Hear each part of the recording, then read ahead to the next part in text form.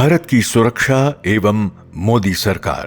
प्रस्तुत है भाजपा के राष्ट्रीय सह महामंत्री संगठन श्री शिव प्रकाश जी द्वारा कमल संदेश डिजिटल पत्रिका हेतु लिखे गए उनके इस लेख का ऑडियो संस्करण, जिसे ऑडियो बुक के रूप में प्रस्तुत किया है बीजेपी संगवारी ने।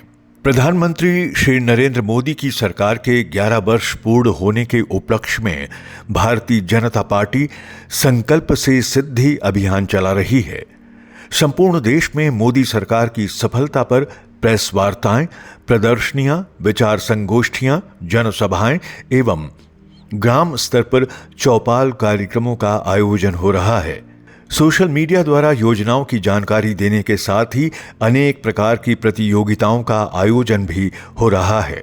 गरीब कल्याण, ढांचागत विकास, अंतर्बाह्य सुरक्षा, आर्थिक प्रगति, सांस्कृतिक उत्थान एवं विदेशों में बढ़ता भारतीय सम्मान, सभी क्षेत्रों में ऐतिहासिक उपलब्धियां 11 वर्ष में प्रगति की गवाह हैं। भारत सहित विश्व की अनेक संस्थाओं एवं प्रमुख व्यक्तियों ने इस ऐतिहासिक सफलता की प्रशंसा की है। रक्षा क्षेत्र में भी इसी प्रकार की उपलब्धियां ऐतिहासिक हैं। चाणक्य नीति में कहा गया है कि शस्त्रेण रक्षिते राष्ट्रे शास्त्र चिंता प्रवर्तते।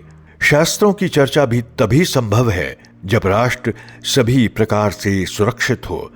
सिद्धांत कितना भी श्रेष्ठ हो, उसकी सफलता उस सिद्धांत का अनुसरण करने वालों की शक्ति पर ही निर्भर करती है।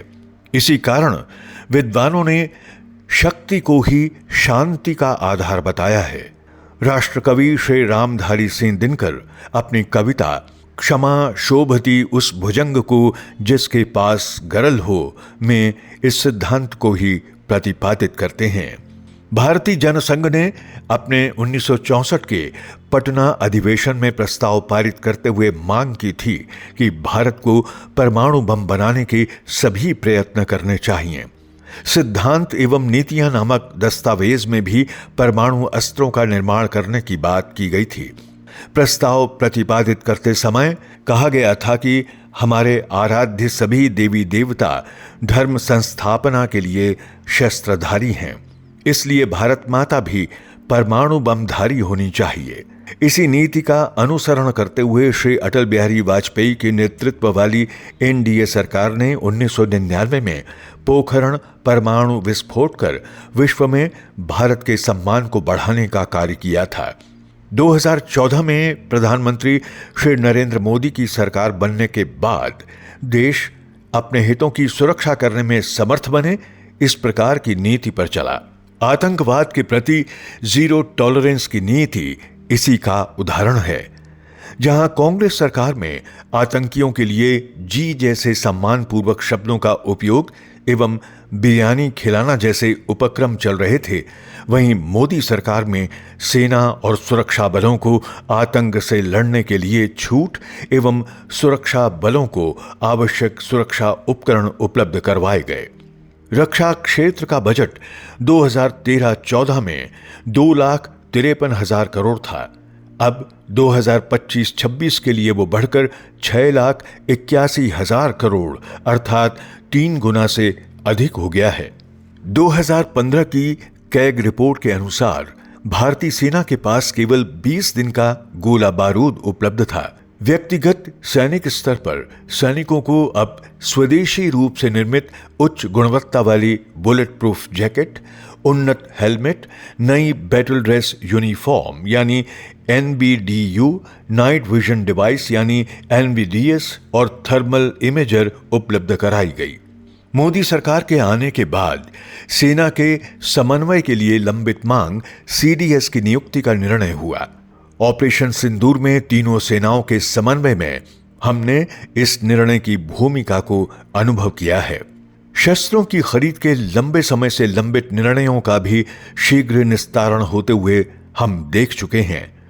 फ्रांस से आने वाले राफेल की खरीद इसी प्रक्रिया का परिणाम है। S-400, सुखोई 30, इजराइल से drone, hammer missile, Chinook helicopter, LCH Prachand यानी लाइट कॉम्बैट हेलीकॉप्टर, पूर्ण स्वदेशी विमान Tejas fighter jet, Pinaka rocket system यानी multi barrel rocket launcher, Varunastra यानी एंटी सबमरीन मिसाइल आदि की उपलब्धता के कारण भारतीय सेना विश्व की श्रेष्ठतम सेनाओं में गिनी जाती है। ऑपरेशन सिंदूर में निर्धारित लक्ष्य पर मार एवं शत्रु के ड्रोन एवं मिसाइल को मार गिराने में हम सक्षम हुए हैं। 11 वर्ष के सफलतम कालखंड में केवल विदेशों से शस्त्र खरीद ही नहीं, हमने स्वयं के आत्मनिर्भर होने के मंत्र को भी पहचाना है।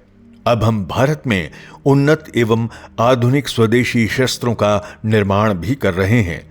स्वदेशी विमान वाहक पोत INS विक्रांत का निर्माण, Akash air defence system, Rustom UAV drones का DRDO द्वारा लखनऊ में निर्माण, रूस के साथ BrahMos supersonic cruise missile, Tata Dassault के साथ राफेल के मुख्य भाग का हम हैदराबाद में निर्माण करने वाले हैं।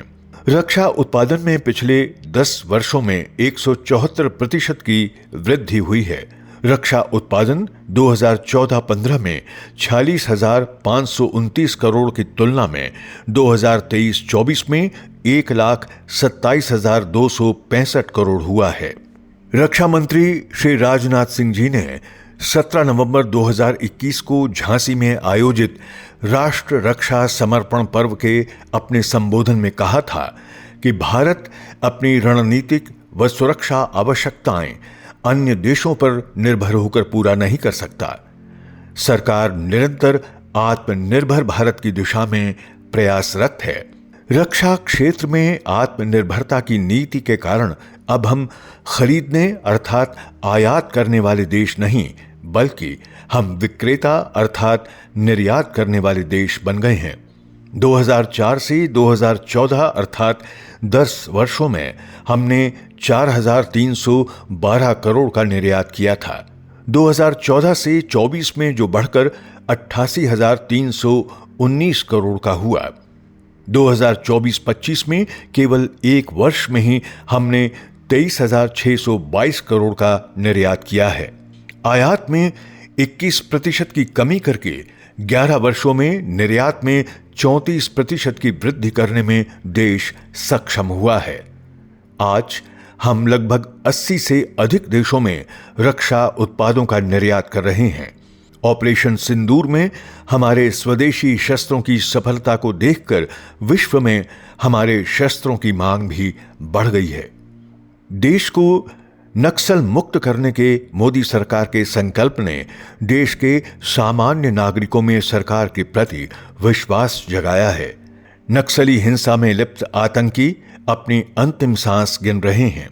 2014 में नक्सल आतंकवाद से प्रभावित जिलों की संख्या 126 थी। 11 वर्षों बाद 2025 में वो संख्या मात्र 6 रह गई है। बड़े बड़े इनामी नक्सली आतंकी मुठभेड़ में मारे गए हैं। सरकार के नक्सल मुक्त देश के संकल्प से लगता है कि भावी पीढ़ी नक्सलवाद नाम ही भूल जाएगी।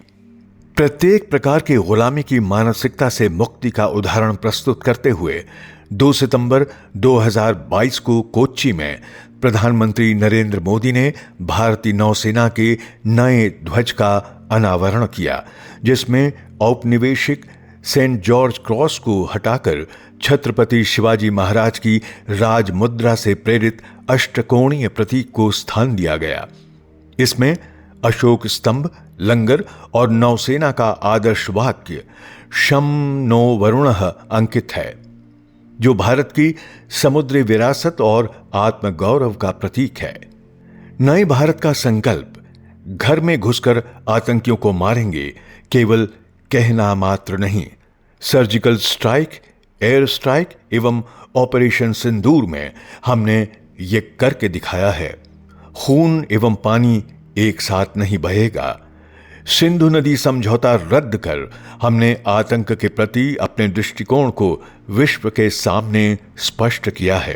पूर्व सैनिकों के कल्याण, अग्निवीर योजना, विजयदशमी पर राफेल जैसे शस्त्रों का पूजन एवं दीपावली त्योहार में सैनिकों के मध्य प्रधानमंत्री जी की उपस्थिति, सीमावर्ती सैनिक चौकियों पर रक्षा मंत्री राजनाथ सिंह जी का प्रवास, ये सभी उपक्रम हमारे सुरक्षित भारत के संकल्प को प्रकट करते हैं।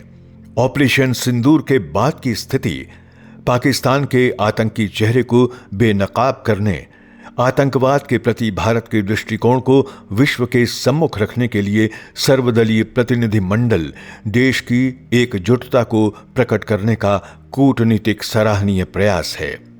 भारत को सुरक्षा कवच प्रदान करने के लिए प्रधानमंत्री श्री नरेंद्र मोदी जी के ये प्रयास देश की जनता में ये विश्वास जगाने में सफल हुए हैं कि मोदी के नेतृत्व में देश सुरक्षित हाथों में है। भारत की सुरक्षा एवं मोदी सरकार।